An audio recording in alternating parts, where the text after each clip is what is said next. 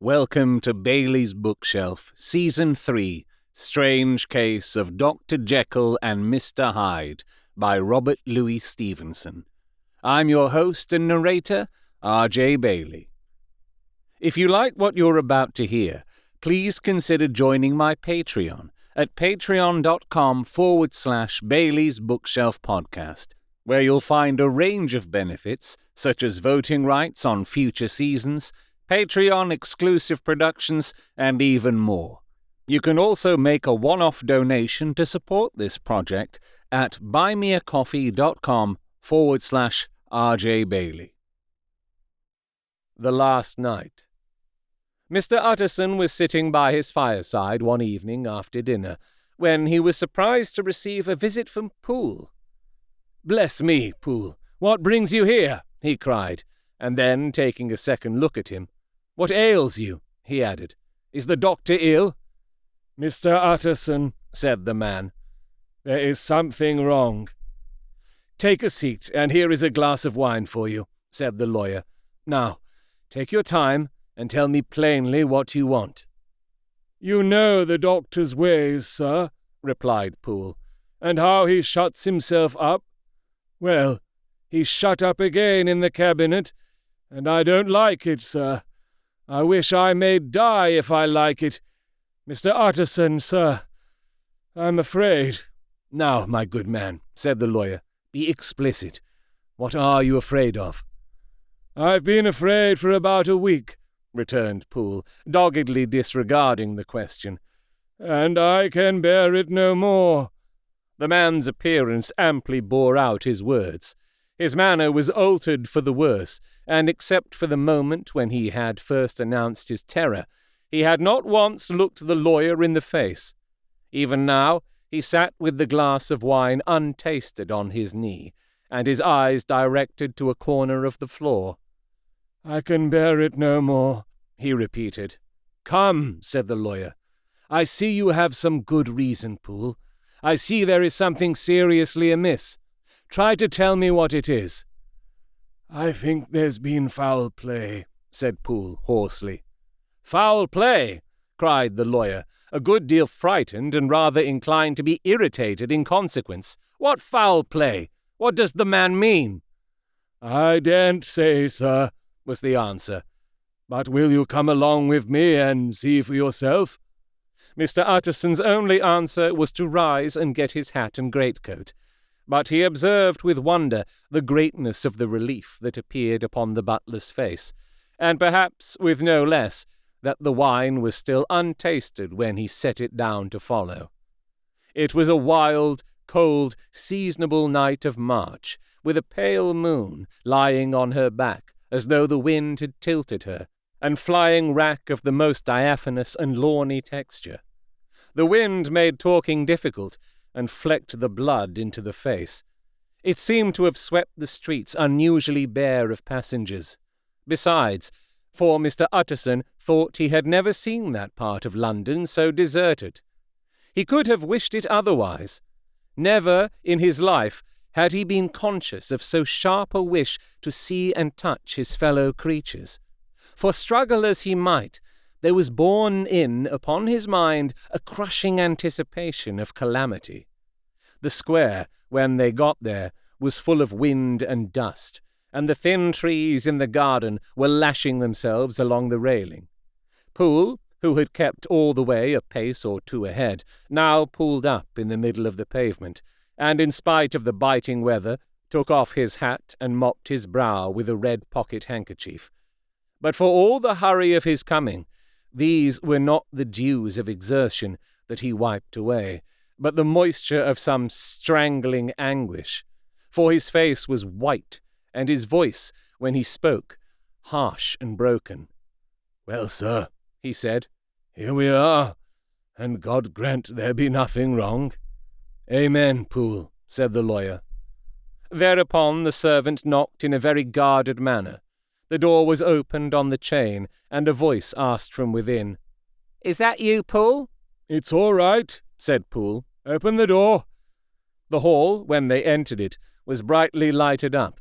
The fire was built high, and about the hearth the whole of the servants, men and women, stood huddled together like a flock of sheep. At the sight of Mr. Utterson, the housemaid broke into hysterical whimpering, and the cook, crying out, "Bless God, it's Mr. Utterson!" ran forward as if to take him in her arms. What? Are you all here?" said the lawyer peevishly. "Very irregular, very unseemly. Your master would be far from pleased." "They're all afraid," said Poole. Blank silence followed, no one protesting. Only the maid lifted her voice, and now wept loudly. "Hold your tongue," Poole said to her, with a ferocity of accent that testified to his own jangled nerves. And indeed, when the girl had so suddenly raised the note of her lamentation, they had all started and turned towards the inner door with faces of dreadful expectation. "And now," continued the butler, addressing the knife-boy, "reach me a candle, and we'll get this through hands at once." And then he begged Mr. Utterson to follow him, and led the way to the back garden. "Now, sir," said he, "you come as gently as you can. I want you to hear, and I don't want you to be heard. And see here, sir, if by any chance he was to ask you in, don't go." Mr. Utterson's nerves, at this unlooked-for termination, gave a jerk that nearly threw him from his balance. But he recollected his courage, and followed the butler into the laboratory building, through the surgical theatre, with its lumber of crates and bottles, to the foot of the stair. Here Poole motioned him to stand on one side and listen, while he himself, setting down the candle and making a great and obvious call on his resolution, mounted the steps and knocked with a somewhat uncertain hand on the red baize of the cabinet door. "Mr. Utterson, sir, asking to see you," he called, and even as he did so, once more violently signed to the lawyer to give ear. A voice answered from within. "Tell him I cannot see anyone," it said complainingly. "Thank you, sir," said Poole, with a note of something like triumph in his voice, and taking up his candle, he led Mr. Utterson back across the yard and into the great kitchen, where the fire was out and the beetles were leaping on the floor. "Sir," he said, looking Mr. Utterson in the eyes, "was that my master's voice?" "It seems much changed," replied the lawyer, very pale, but giving look for look. "Changed? Well, yes, I think so," said the butler. "Have I been 20 years in this man's house to be deceived about his voice? No, sir. Master's made away with. He was made away with 8 days ago, when we heard him cry out upon the name of God. And who's in there instead of him, and why it stays there, is a thing that cries to heaven, Mr. Utterson." "This is a very strange tale, Poole.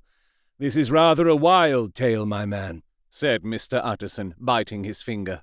"Suppose it were as you suppose, supposing Dr. Jekyll to have been, well, murdered. What could induce the murderer to stay? That won't hold water. It doesn't commend itself to reason." "Well, Mr. Utterson, you are a hard man to satisfy, but I'll do it yet," said Poole.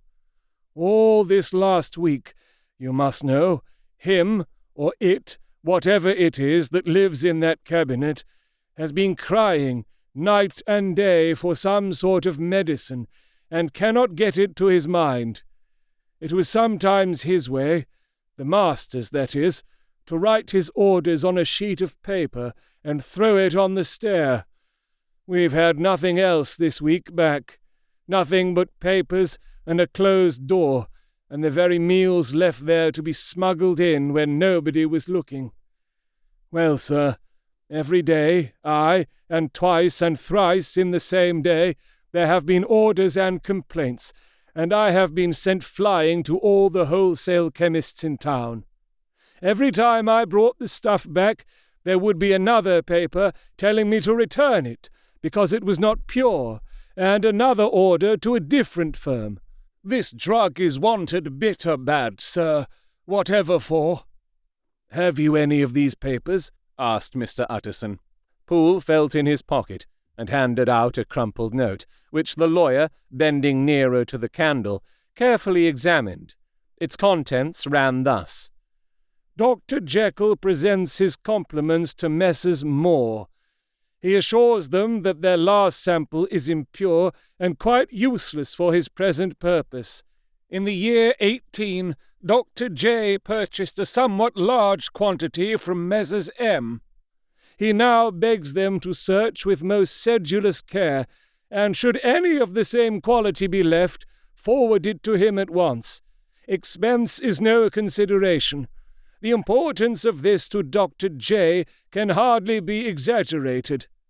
So far the letter had run composedly enough, but here, with a sudden splutter of the pen, the writer's emotion had broken loose. "For God's sake," he added, "find me some of the old."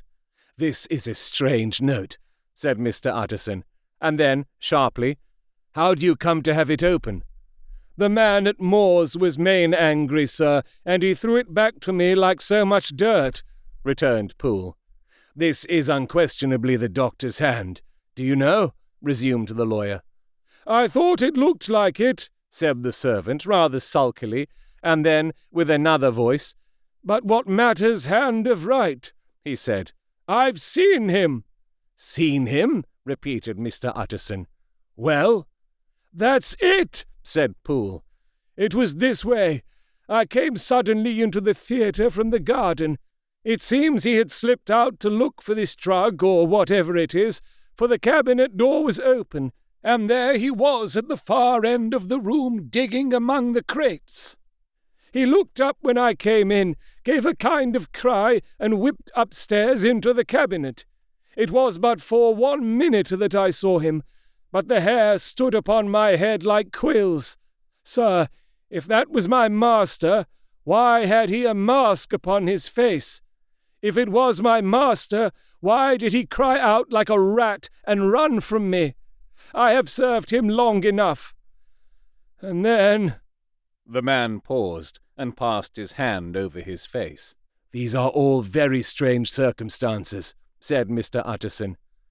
"But I think I begin to see daylight. Your master, Poole, is plainly seized with one of those maladies that both torture and deform the sufferer. Hence, for aught I know, the alteration of his voice, hence the mask and the avoidance of his friends, hence his eagerness to find this drug, by means of which the poor soul retains some hope of ultimate recovery. God grant that he be not deceived. There is my explanation. It is sad enough, Poole, aye, and appalling to consider, but it is plain and natural, hangs well together, and delivers us from all exorbitant alarms." "Sir," said the butler, turning to a sort of mottled pallor, "that thing was not my master, and there's the truth. My master," here he looked round him and began to whisper, "is a tall, fine build of a man, and this was more of a dwarf." Utterson attempted to protest. "Oh, sir," cried Poole, "do you think I do not know my master after 20 years? Do you think I do not know where his head comes to in the cabinet door, where I saw him every morning of my life? No, sir, that thing in the mask was never Dr. Jekyll. God knows what it was, but it was never Dr. Jekyll, and it is the belief of my heart that there was murder done." "Poole," replied the lawyer, "if you say that, it will become my duty to make certain. Much as I desire to spare your master's feelings, much as I am puzzled by this note which seems to prove him to be still alive, I shall consider it my duty to break in that door." "Ah, Mr. Utterson, that's talking!" cried the butler. "And now comes the second question," resumed Utterson. "Who is going to do it?" "Why, you and me, sir," was the undaunted reply. "That's very well said," returned the lawyer, "and whatever comes of it, I shall make it my business to see you are no loser." "There is an axe in the theatre," continued Poole, "and you might take the kitchen poker for yourself." The lawyer took that rude but weighty instrument into his hand and balanced it. "Do you know, Poole," he said, looking up, "that you and I are about to place ourselves in a position of some peril?" "You may say so, sir, indeed," returned the butler. "It is well, then, that we should be frank," said the other. "We both think more than we have said. Let us make a clean breast. This masked figure that you saw, did you recognize it?" "Well, sir, it went so quick, and the creature was so doubled up. But I could hardly swear to that," was the answer.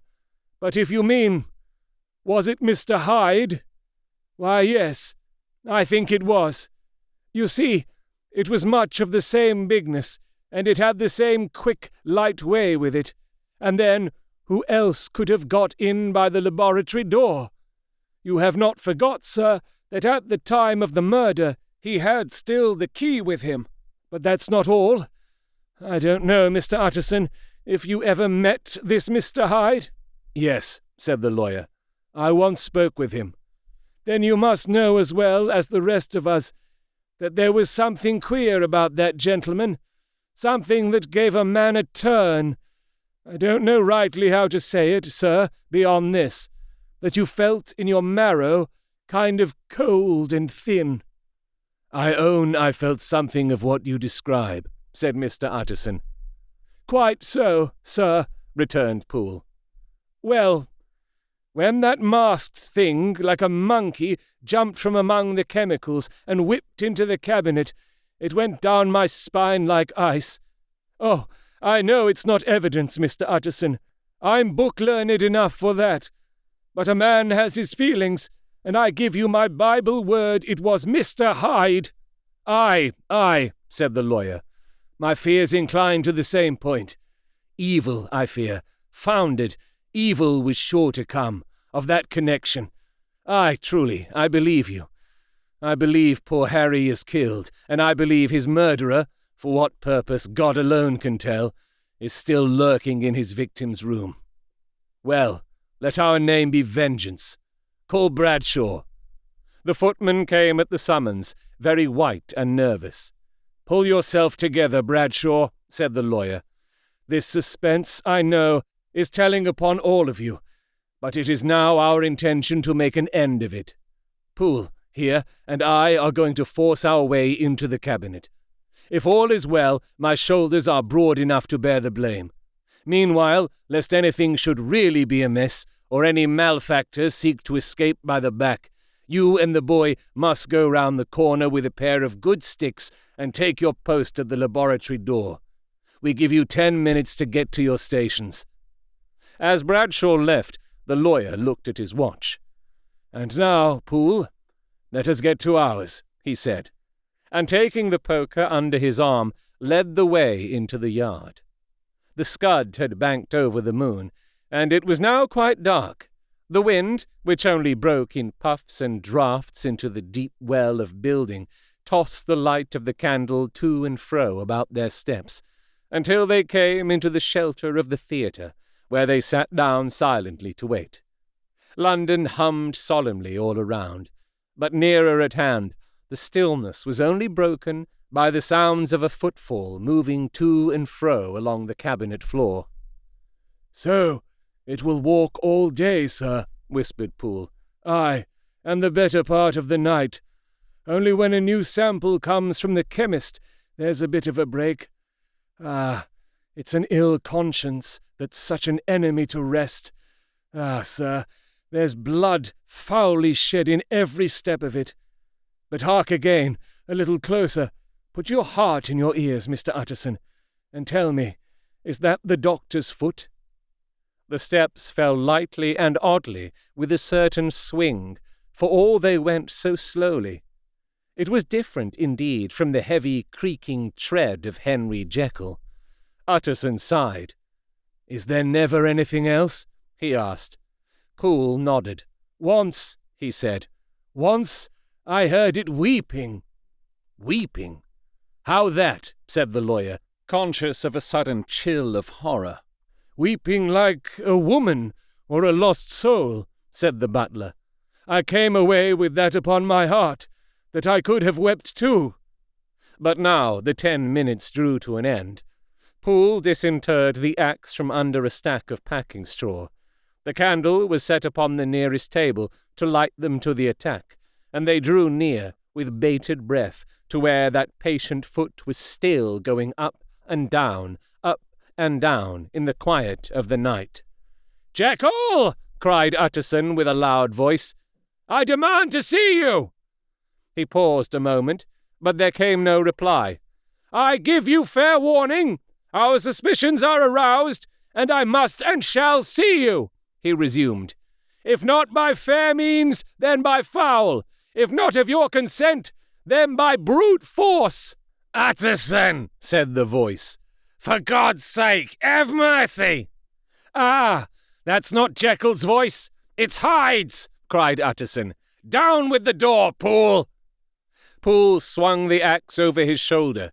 The blow shook the building, and the red baize door leaped against the lock and hinges. A dismal screech, as of mere animal terror, rang from the cabinet. Up went the axe again, and again the panels crashed, and the frame bounded.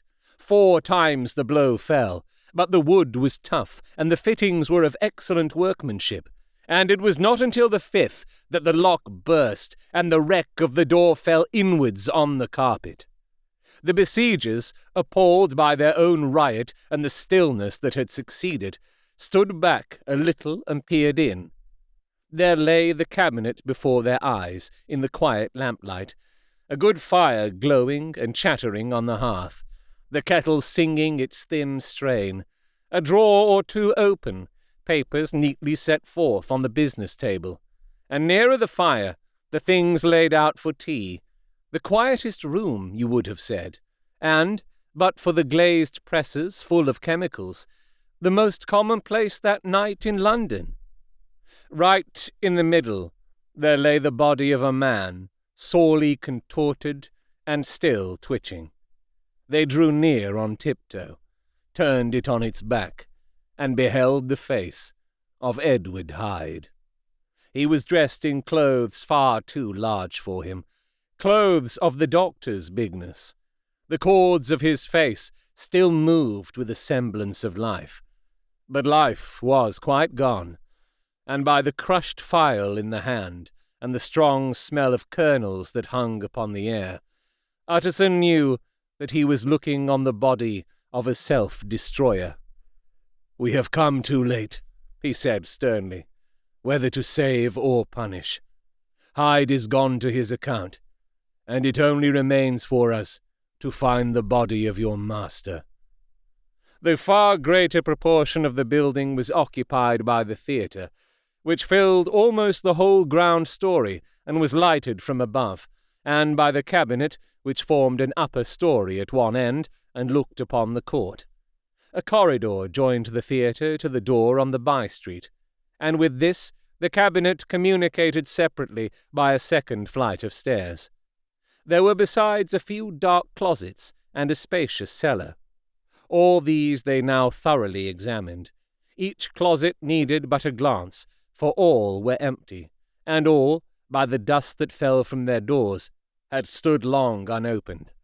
The cellar, indeed, was filled with crazy lumber, mostly dating from the times of the surgeon who was Jekyll's predecessor. But even as they opened the door, they were advertised of the uselessness of further search by the fall of a perfect mat of cobweb which had for years sealed up the entrance. Nowhere was there any trace of Henry Jekyll, dead or alive. Poole stamped on the flags of the corridor. "He must be buried here," he said, hearkening to the sound. "Or he may have fled," said Utterson, and he turned to examine the door in the by-street. It was locked, and lying nearby on the flags they found the key, already stained with rust. "This does not look like use," observed the lawyer. "Use?" echoed Poole. "Do you not see, sir? It is broken, much as if a man had stamped on it." "Aye," continued Utterson, "and the fractures, too, are rusty." The two men looked at each other with a scare. "This is beyond me, Poole," said the lawyer. "Let us go back to the cabinet." They mounted the stair in silence, and still with an occasional awe-struck glance at the dead body, proceeded more thoroughly to examine the contents of the cabinet. At one table there were traces of chemical work, various measured heaps of some white salt being laid on glass saucers, as though for an experiment in which the unhappy man had been prevented. "That is the same drug that I was always bringing him," said Poole, and even as he spoke, the kettle, with a startling noise, boiled over. This brought them to the fireside, where the easy-chair was drawn cosily up, and the tea-things stood ready to the sitter's elbow, the very sugar in the cup. There were several books on a shelf. One lay beside the tea-things open, and Utterson was amazed to find it a copy of a pious work, for which Jekyll had several times expressed a great esteem, annotated in his own hand with startling blasphemies. Next, in the course of their review of the chamber, the searchers came to the cheval glass, into whose depths they looked with an involuntary horror. But it was so turned as to show them nothing but the rosy glow playing on the roof, the fire sparkling in 100 repetitions along the glazed front of the presses, and their own pale and fearful countenances stooping to look in. "This glass has seen some strange things, sir," whispered Poole. "And surely none stranger than itself," echoed the lawyer in the same tones. "For what did Jekyll—" He caught himself up at the word with a start, and then, conquering the weakness, "What could Jekyll want with it?" he said. "You may say that," said Poole. Next, they turned to the business table. On the desk, among the neat array of papers, a large envelope was uppermost, and bore, in the doctor's hand, the name of Mr. Utterson. The lawyer unsealed it, and several enclosures fell to the floor. The first was a will, drawn in the same eccentric terms as the one which he had returned 6 months before, to serve as a testament in case of death, and as a deed of gift in case of disappearance. But in place of the name of Edward Hyde, the lawyer, with indescribable amazement, read the name of Gabriel John Utterson. He looked at Poole, and then back at the paper, and last of all at the dead malefactor stretched upon the carpet. "My head goes round," he said. "He has been all these days in possession. He had no cause to like me. He must have raged to see himself displaced. And he has not destroyed this document." He caught up the next paper. It was a brief note in the doctor's hand, and dated at the top. "Oh, Poole!" the lawyer cried. "He was alive and here this day. He cannot have been disposed of in so short a space. He must be still alive. He must have fled. And then why fled? And how? And in that case, can we venture to declare this suicide? Oh, we must be careful. I foresee that we may yet involve your master in some dire catastrophe." "Why don't you read it, sir?" asked Poole. "Because I fear," replied the lawyer solemnly. "God grant I have no cause for it." And with that he brought the paper to his eyes, and read as follows. "My dear Utterson, when this shall fall into your hands, I shall have disappeared. Under what circumstances, I have not the penetration to foresee, but my instinct and all the circumstances of my nameless situation tell me that the end is sure, and must be early. Go, then, and first read the narrative which Lanyon warned me he was to place in your hands.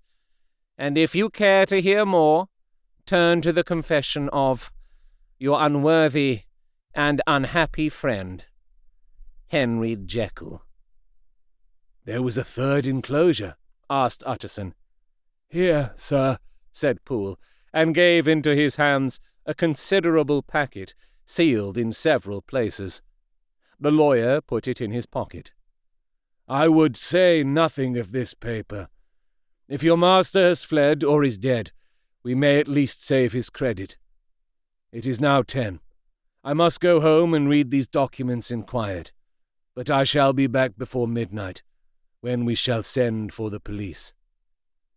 They went out, locking the door of the theatre behind them, and Utterson, once more leaving the servants gathered about the fire in the hall, trudged back to his office to read the 2 narratives in which this mystery was now to be explained.